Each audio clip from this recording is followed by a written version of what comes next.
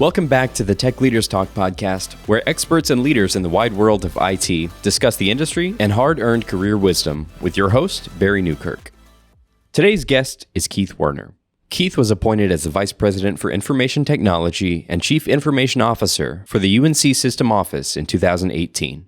Prior to his position at the UNC System Office, Keith worked for Ernst Young as its public sector leader for North Carolina and South Carolina. Keith also served as the State Chief Information Officer and First Cabinet Secretary for the North Carolina Department of Information Technology. He has also held leadership roles as the Deputy State CIO and the CIO for the North Carolina Department of Environmental Quality, North Carolina Department of Commerce, and North Carolina Department of Natural and Cultural Resources. Let's dive into this conversation with Keith Werner. Keith, welcome to our podcast today. Yeah, thank you, Barry. Great to see you again. Good to see you. Good to see you. So we're just going to jump right in. Keith, you and I have known each other for a long time. In fact, I don't know if you know this, but August is our friendship anniversary. Did you know that? I did not know that, and I'd be scared to ask you how many years this is. It's only 22. It's only 22. So, okay. You know. That sounds right. So we're going to talk about your early life. So tell us kind of where you grew up, how you grew up. Tell us about your family up through maybe high school. How about that? Sure. Sounds good. Yeah, I was born and raised in Dallas, Texas, and I was blessed to have two really great, supportive parents. So I grew up in Dallas, like I mentioned, playing baseball, playing sports, being active in our church. And, I was, like I said, I was really blessed to have a really good, healthy childhood. And I think, a lot of lessons learned from my dad, watching him be a professional, and my mom, and just their work ethic. So I think they just set some really good examples for me when I was growing up. Going all the way up through high school, I went to R.L. Turner High School, played baseball, really enjoyed kind of my childhood and trying to figure out what the heck I was going to do with my life. But, that was the 80s for you. What was your position on the baseball team? A very poor pitcher. I have two boys that are so much better baseball players than I am, or I was. So yeah, looking back, I would say a average at best pitcher. Let's say that.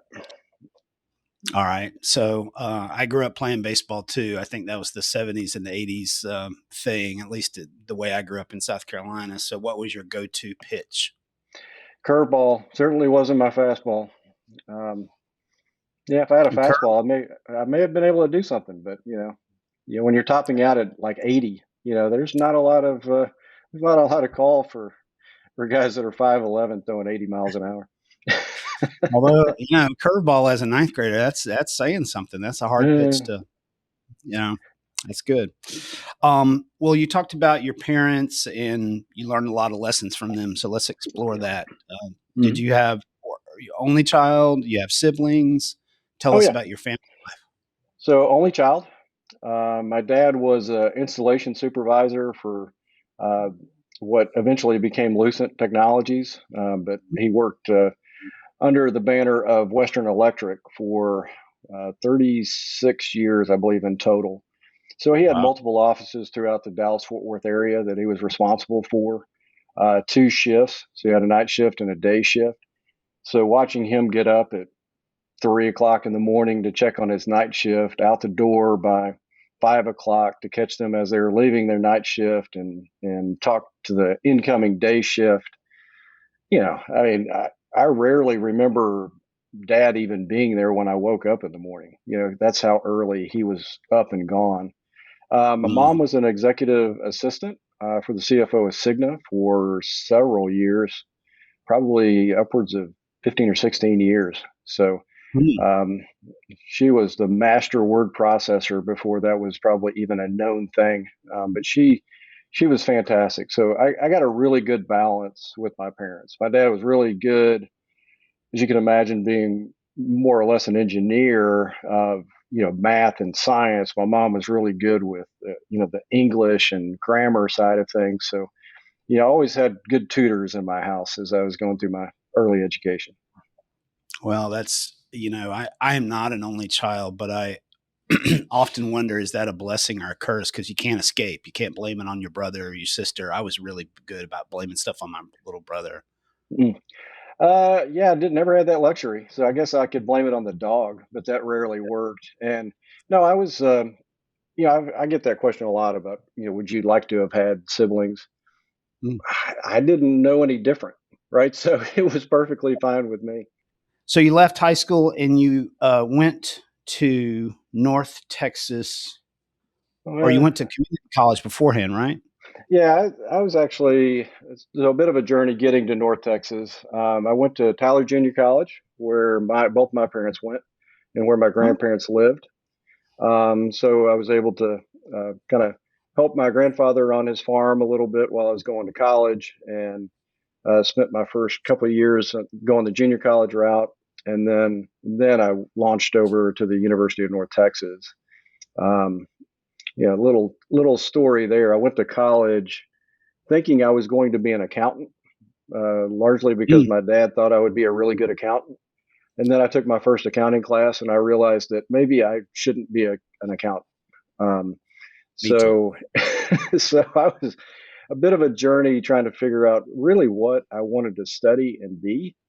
I knew I wanted to be professional. I wanted to be in business, but I really didn't know what form that was necessarily going to take. And little did I know that it was going to be a heck of a journey, even starting in college. So why did you? So one of the things we want to draw out in conversations like this, Keith, that we're having with tech leaders from across the country is decisions that you made, what influenced those decisions, Mm-hmm. paths that you took. So, did you go to Tyler Junior College because your parents went there and because your grandfather was close, or was that an independent decision? I'm just curious about when you were selecting what's my next higher education endeavor. What led into that? Yeah, it was largely because I could spend some time with my grandparents more directly. I would go over and have lunch with them 3 or 4 times a week and help Oh, my grandfather on the farm when I was available. So it was a lot of fun. So that largely kind of fed into why I went to Tyler. I don't know if my parents going there really had a big influence on it as much as my opportunity to spend some good quality time with my grandparents. I wish I could say that I had this great plan and it was so well thought out. I really didn't. I was young and dumb, and I thought, look, this seems like a good opportunity to spend time with my grandparents. It's probably a more affordable route for at least getting the kind of prerequisite courses out of the way. It mm-hmm. would be cost effective for my parents, and then I knew they would transfer to kind of my university of choice when I was done. So it was, I wish it was some drawn out, huge decision for me, but it really wasn't. It was, I had decent grades in high school, not outstanding. This seems like a good option for me. So let's go with that. Yeah. Well, I mean, when you talk about your folks earlier, it sounds like they instilled a lot of practicality and pragmatism in you. Hmm. And having known you for a while, I think that's probably the case. So that seems like that might have influenced that decision. Yeah, all right, we'll go with that. I think that sounds like a really good answer, Barry. And at North Texas, you graduated personnel and industrial relations. So tell me about that. Yeah, I mentioned earlier that I really wanted to be in a professional environment. So I took a psychology class, and I remember the psychology professor saying that, if you want a really good mix between psychology and business, HR is a really good profession. And Hmm. I really like psychology. I really like business. Kind of this combination of the two sounded really intriguing to me. So I kind of ran with it. So I went kind of the industrial relations collective bargaining route. I was really kind of excited about being in the human resources field. Hmm. Then, I kind of graduated, in late 92, trying to figure out, okay, now what does that mean? Right. Right. I kind of graduated when jobs weren't as easy to come by. So that's kind of what launched me into recruiting. So I ended up leveraging my degree to get my first opportunity because it is obviously it's a portion of human resources. You left North Texas, and what was your first job out of college? First job was with a company called Cutler Williams, and Barry, you'll remember the legacy of Cutler Williams as we kind of go through this story. But I started as a recruiting assistant to a guy named Mark Wilson, and Wow. Mark was great. I ended up working for Mark for near about 12 years, I believe. Mark was a great mentor, great instructor, but literally this is before really email and really good databases, frankly. So going to job fairs, sorting through resumes, trying to place individual consultants and opportunities. And I will note that this was specific to public sector. So Oh, I was really fortunate that I landed in a spot that turned out to be of a big interest and something I ended up leveraging throughout my entire career. In that I was right out of the gate working with state government clients, and something that I found that I really enjoyed, and you can probably see that throughout my career at this point. So yeah. that was started out as the recruiting assistant. After about 6 months, they said, "Hey, you're doing okay. We have this opening for a recruiter in Tallahassee, Florida." So, I packed up my little U-Haul and drove out to Tallahassee. Spent a few months in Tallahassee as a recruiter there. And the aforementioned Mark Wilson was asked to go start an office in Raleigh, North Carolina, open a new office. And he asked if I wanted to come and be his recruiter. So, one short blip that I wasn't reporting to Mark, but that was overcome pretty quickly. And that was, wow, like late 93, early 94. So, Wow. and from there, it just kind of, like I said, Mark was a really good leader. He had a really good strategy on how to open the office. We had some great anchor accounts with the state and Nortel at the time. And, Mark just did a really good job of building up his team, setting really good expectations, hiring really good, talented people and freeing them up to do their jobs. And he was the master at it. Still have a lot of respect and frankly, a great friendship with Mark to this day. So I didn't know until you just told that story that you guys basically started the Raleigh office of what Mm-hmm. was it still Cutler Williams when you went to Mm-hmm. Raleigh? It was. And If you ask me timeframes on when we started changing names, I'm going to be at a loss. I think me too. so, but I do know that there was a line for everybody listening here that maybe they can reference some of these names, but we were purchased by ComSys at some point, and then I think that was acquired by PSINet, and then they rebranded as ComSys again, and then Cyber or CIBER purchased us. So it was with my 12 years with that initial Cutler Williams firm, we changed names.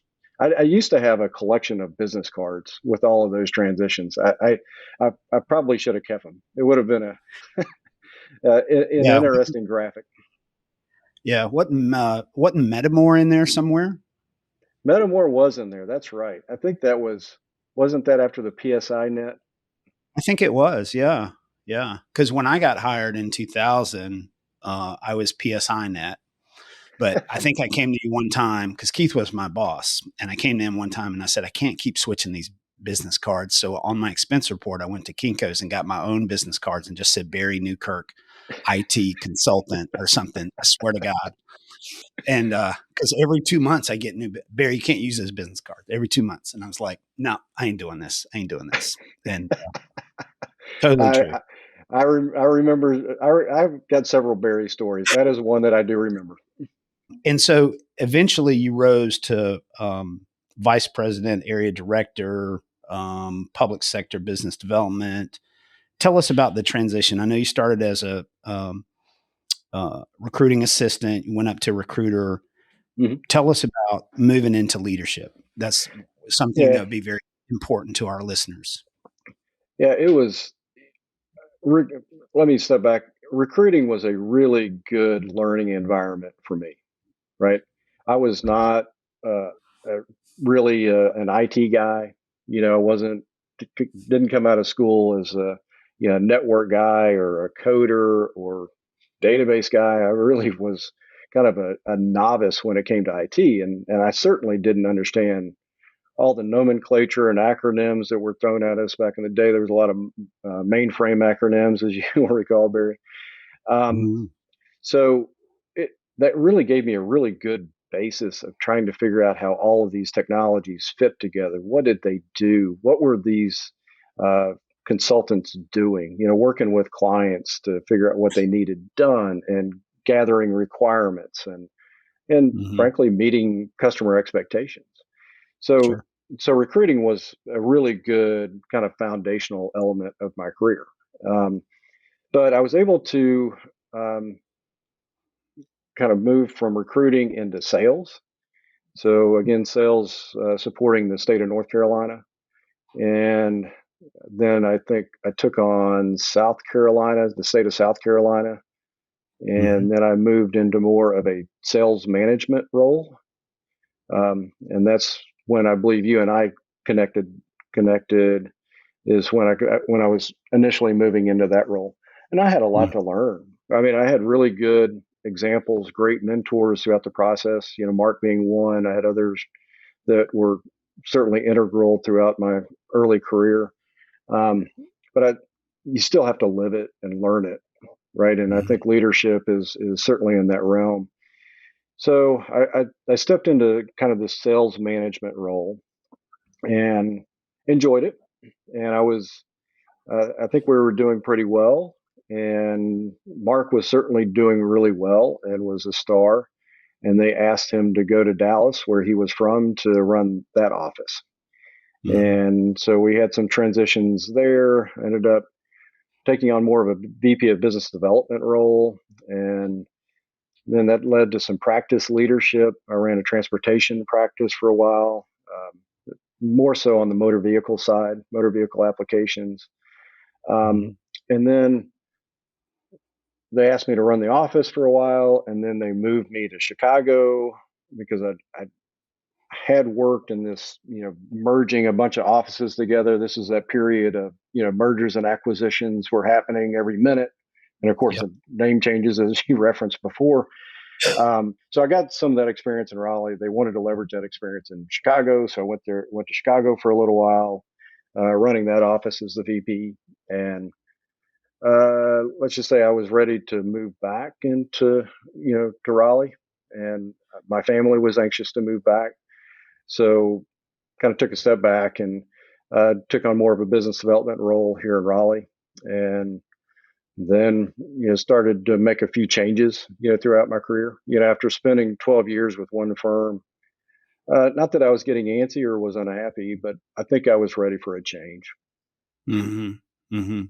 Well, and I think a lot of people reach that point, and I do wanna explore that. So you're with that group and Mark primarily for the first 12 years. Um, was it more of a gut, "Hey, I just need a change," or was there some specific, waypoint to say, "Hey, I gotta make a move here, I'm stagnant?" I think it was a little bit of stagnant, um, but I think the culture had changed. Frankly, Mhm. you know, Sure.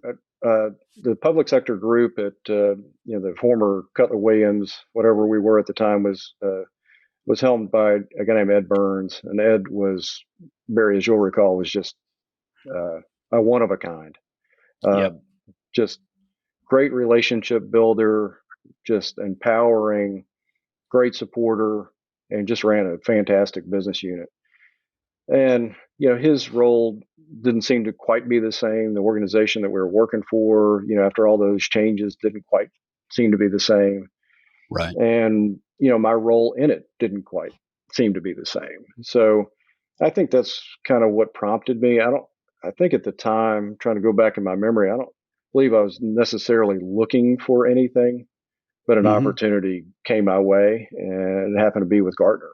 And that's when I made the switch to be more on the sales for a research and advisory firm. Interestingly, I think this whole consulting world is, we know each other, right? Especially when you're doing like one client, we're competing for the same business, but we all know each other.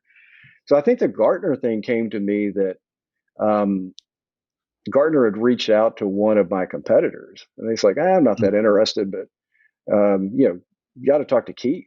He may have some good referrals for you, or maybe he might be interested. And of course, that led one thing led to another, and I ended up interviewing and accepting that opportunity. So it was different, unique. Wasn't in that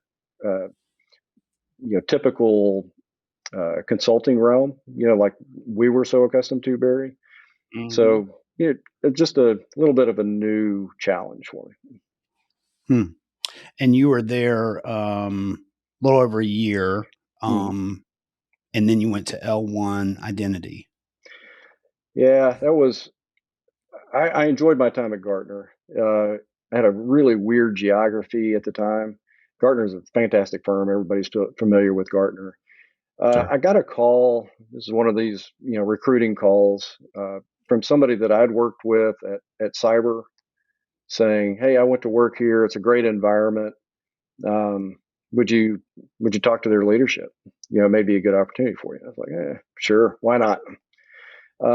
And this is more on the product side. So if you think about it, I went from consulting to kind of the research and advisory side to the product side.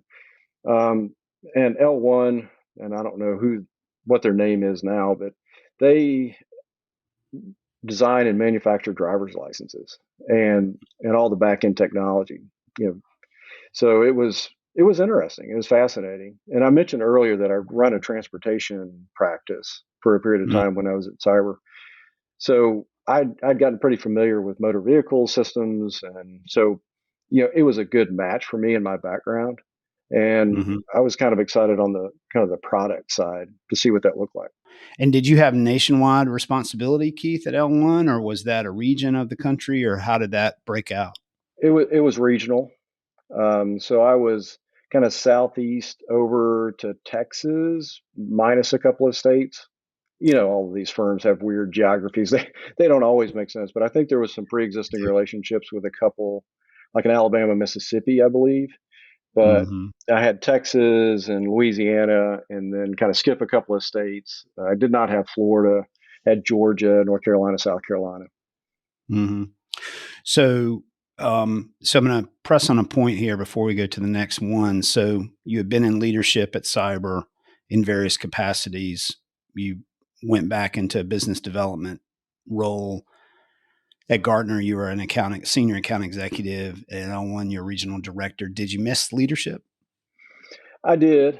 I think I've always enjoyed kind of the management and leadership of people side of things, but also wanted to continue to expand, right? I mean, so at Cyber, I'd had an opportunity to kind of get into more delivery of services and almost project management, level things. As you know, Barry, when you're developing teams and having a team of consultants on a client site, you become the kind of the de facto project manager.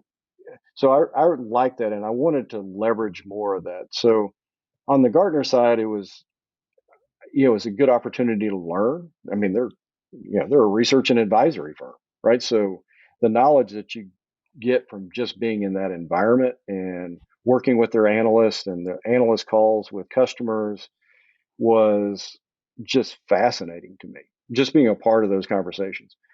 Then on the product side, I think that kind of went back into more of the, because your regional director is business development. You do have, expectations in terms of revenue, but you're also leading projects, right? So the common thread through that was I may not have had direct leadership or management responsibilities. I'd had direct leadership. I did not have direct management responsibilities.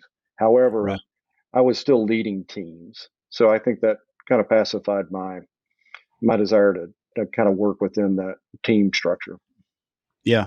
I can see that. And then you jumped from L1 in 2010 to Kelly for a short period of time. Yeah. So some changes with L1. I found myself looking for a new opportunity. And so I'd spent a few months looking for kind of that next opportunity. But pretty quickly after that, I got a call from one of my old clients. And I know this has kind of launched kind of the next phase or chapters of my career. But I got a call from, I mentioned before, one of my primary clients for a whole bunch of years was the state of North Carolina. I got a call from the CIO at our environmental agency here in North Carolina, a gentleman named Randy Moody, saying, "Hey, I've got this opportunity under contract to look at all of our chargeback models, internal chargeback models, all of our infrastructure models. The state's potentially looking at outsourcing some of these, so we need somebody to provide that information to the state. So being the conduit, and then helping with some strategic planning and some other things." And I'm like, that sounds very interesting to me. It was such a departure from, we've always seen it from the other side. I had never really kind of done it directly from the inside, and I was excited about that. And Randy was one of the first people, I think, that saw that I could take my background and transition that into more of an operational IT role.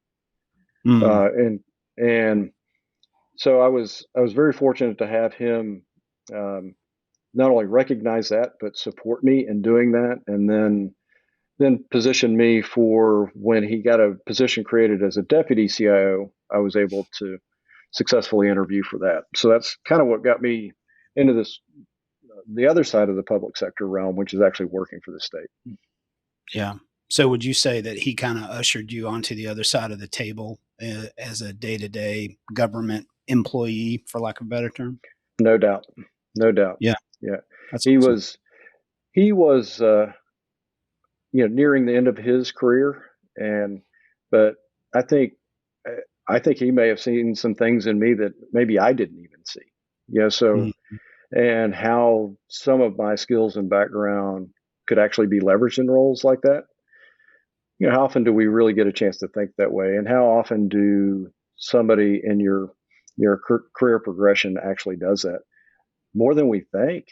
And, I certainly want to recognize and appreciate how much Randy did for my career.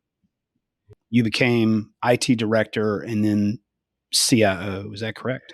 Yeah. So Randy did end up retiring pretty shortly after I was named deputy, and that was during an administration change. So we got a new state CIO as well. And so I moved into the CIO role, working directly for the secretary, and really excited about the new opportunity, and did that for quite a while, and also provided an opportunity for me to really get to know the new state CIO. I didn't know him at all. A gentleman named Chris Estes, and Chris turned out to be another really important character in my career for sure, and another that in a long line of great mentors, he was certainly one. Yeah, we had the opportunity and the great fortune to interview Chris a few weeks back. So right before this, so he was a great interview, and so I stay in touch with Chris pretty good. He's a heck of a reputation for sure. So yeah, That's awesome. So you were at Environmental and Natural Resources. Is that the same building where the you had that cool center? I can't remember the name of the center. So it's called the Innovation Center. Innovation Center. Yeah. So Chris came in with the thought of developing an innovation center. So we were in a new building called Green Square in downtown Raleigh, and we worked with the secretary to segment some space in that building to offer Chris, that space that he was looking for to create this, this innovation center. And of course, Chris ended up winning multiple awards for the concept, and he's a great thought leader, and he did so many great things for the state. That's awesome. So when you were CIO at environmental natural resources, your acronym is DENR. Is that right? Yeah. So at the time it was DENR, and then of course they sectioned off the cultural resources parts, like parks and the zoo and the aquariums to the Department of Cultural and Natural Resources, I believe it's called now. So it is now called just Department of Environmental Quality, DEQ. Okay. And how many folks, just give our listeners some sense of how many folks did you were in your group, and kind of what were the budgets and some of the major projects there, just to give them some mental picture of that? Sure. So it seems like I had over 100 folks, probably like 110 folks on the IT staff. We did consolidate all of the kind of IT components and centralize that while I was there. That was kind of a big lift because it was sectioned off to all the kind of primary business units. Mm-hmm. So a little cleanup. I think we provided some governance and some strategy as to how we went about our projects, how we prioritized our projects, but really instilled customer service. I think that was one of the things when we stepped into the role, we were getting beat up quite a bit, was just the day-to-day support, technical support. So we really shored that up. I made a couple of key hires that were really important to that environment to make sure that we were covering off, we were reporting, we had good metrics and surveys of how we were performing. And, it's something that hopefully is still continuing there, but I was really proud of, how we kind of changed the paradigm there and elevated IT, right? So, and I think a big part of that, and I credit the Secretary Scavarla, and allowing me to be at the leadership table, reporting directly to him. He understood the strategic value of IT and promoted it and supported it. And so I think that went a long way as well. That's awesome. And then from there, you jumped into the North Carolina Department of IT as a Deputy State CIO. Is that correct? Yeah, I'll step back a little bit. So yeah. I said, Chris was kind of a visionary, and not kind of, he is a visionary. And he calls and he says, I want you to take on some additional responsibility. So he ended up giving me more than just DEQ as a direct CIO role. So I ended up taking on the Cultural Resources Department and taking on Commerce. I already had the governor's office and lieutenant governor's office. So he had kind of created this newer role for me to be a multi-agency CIO. And Chris, along with Randy, was another that I thought in my career that really kind of recognized my background, because Chris and I have similar backgrounds, actually, how those skills could transition into even greater and bigger things. And he was tremendously supportive. So yeah, he set forth a really good strategy for the state. I was more than honored to be a part of it. Yeah. Yeah. He talked a little bit about that in our interview of a few weeks ago. It was really fascinating, and you could tell how much energy and passion he has around that. So yeah, incredible. Yeah. So I did that for a while, and then he had a deputy state CIO position open up, and over procurement and EPMO and a few other areas. So I ended up working for Chris for like 2 or 3 months as his deputy.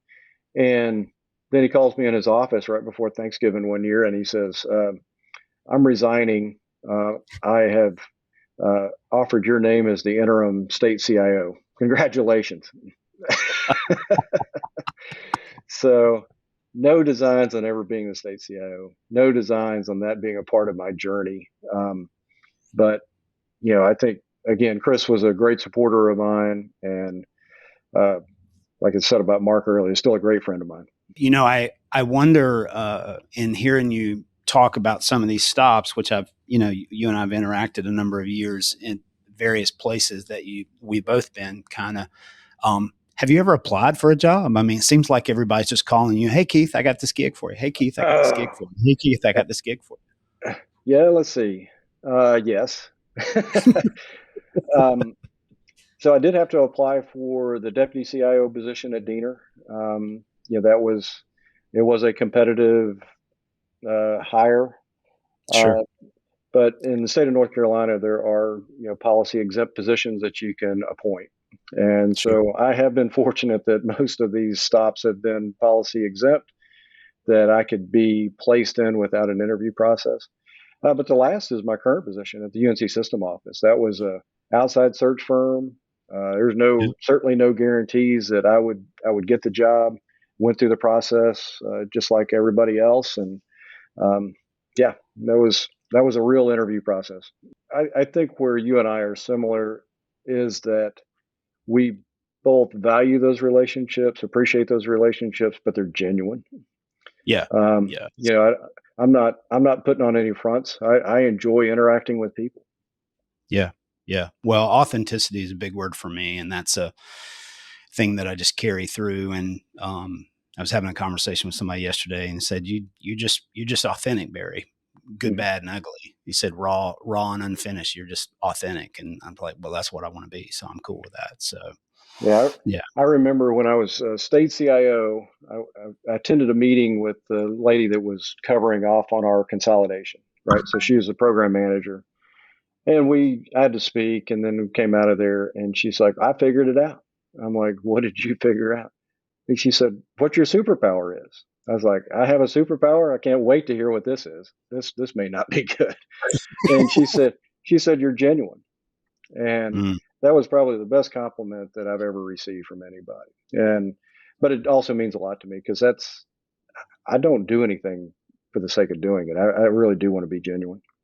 Yeah, absolutely. Absolutely. So let's go back. You were at state CIO, and before you went to your current job, you were at Ernst Young, EY. Correct. So tell us about that. Yeah. So, especially once you become secretary of a department and state CIO, you're at the mercy of politics and election cycles. Mm-hmm. So our administration changed after I'd been the state CIO frankly just over a year. Right.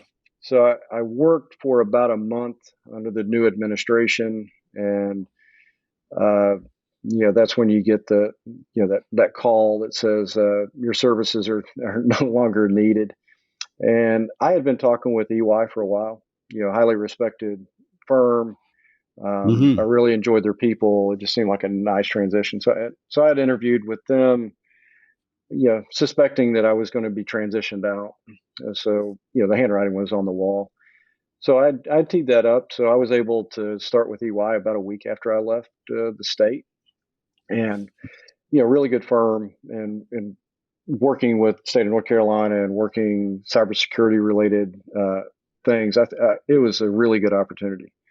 Yeah. But in the back of my mind, I had I really kind of miss this operational thing. There's still things that I want to do, I want to accomplish, and I want to lead.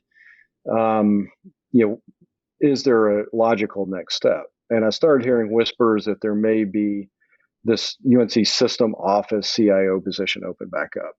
And, the more I looked at it, the more I talked to a few folks that I knew. It seemed kind of not tailor-made for me, but it's something that I would enjoy, meaning that, working with the campus CIOs, working with our board, developing policies, working within a governance structure. Those are the things that I really enjoy doing, right? And as well as leading a team and covering off on operational details. But it's back to those relationships that we were talking about, Barry. I enjoy that interaction with the university CIOs and working collaboratively to get things done. Now, it was a new and different environment. Higher ed is extremely different than public sector.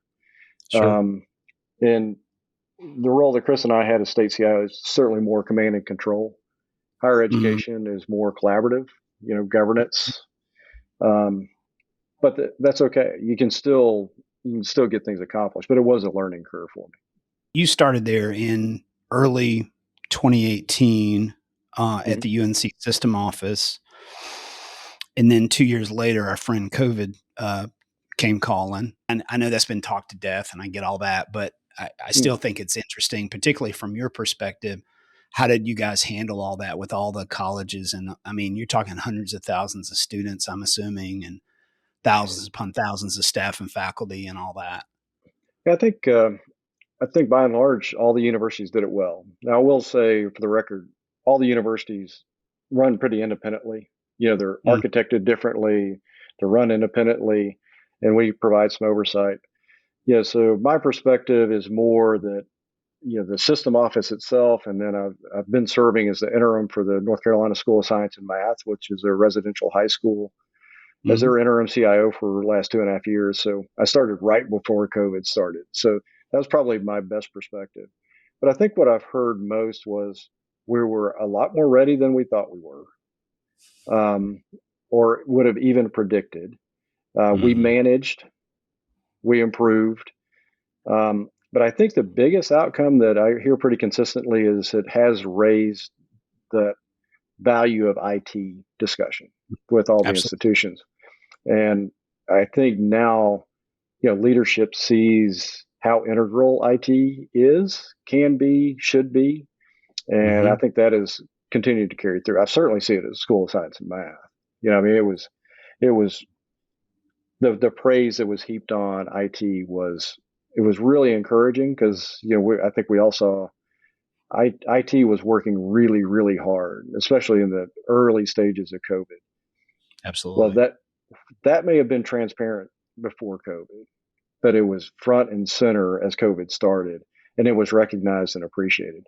And that goes a long way when we start talking about the value of IT discussion. You talked about Ed Burns a little bit. You talked about Randy Moody, Mark Wilson, of course, Chris Estes.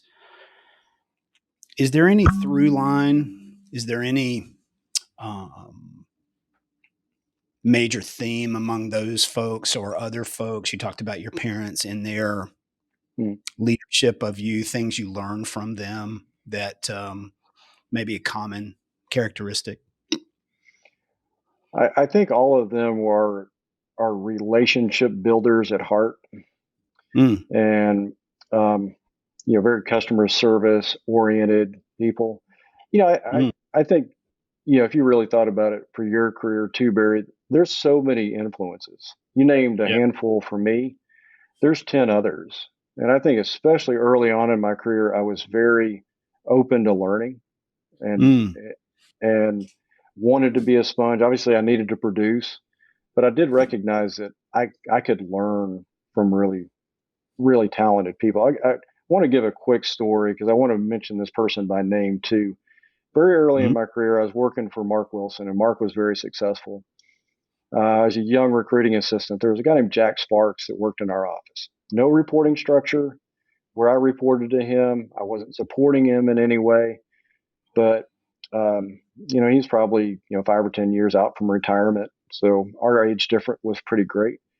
Mm-hmm. But he took the time to talk to me and talk through things and really support me and my career and my journey, but more importantly, just my learning. And he didn't have to do that, Mm-hmm. and I will always admire him for that because I think it's we talk about giving back, especially later on in my career. How do we give back? He was giving back way back then before I even recognized it. And I Right. probably appreciate it a hell of a lot more now than I did 30 years ago. And I appreciated it a lot back then.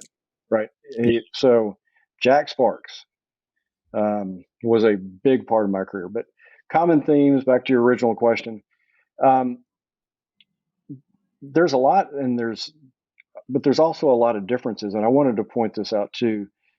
I've learned a lot from my mentors, but I think there's also an opportunity to learn maybe what not to do or the ways that you would do things differently, right? And I this is something that I've told a lot of interns and folks along the way is you can learn from mentors, but you also have to have your own style. Yeah, Mm. you Yeah. you have to be your authentic self. You shouldn't mimic somebody else because when you do, it's not going to be as authentic as it should be or could be. Mm-hmm. So take those learnings, apply it to you and your personality, and I think that's when you really start to learn and grow your career and figure out who you are and how you're going to best fit into an industry and how you're going to progress. That's such a great lesson. As we say down here, that'll preach. Let's talk about in our third section, as we close up, the view from here. So areas of focus for you, things that you've got on the horizon in the short and maybe midterm. What are priorities for you? Yeah, I think so. Priorities are probably going to be mostly centered on cybersecurity. It is so complex, and this, detect and defend mode that we're in now. There's a coming back to center. I think we were so operationally focused for so very long in IT that we're having to play a little catch up on not only kind of data and data privacy, but more specifically cybersecurity. I think it will be fascinating to see where IT goes in the next few years. We've seen so many changes even in the last 4 or 5 years, I think.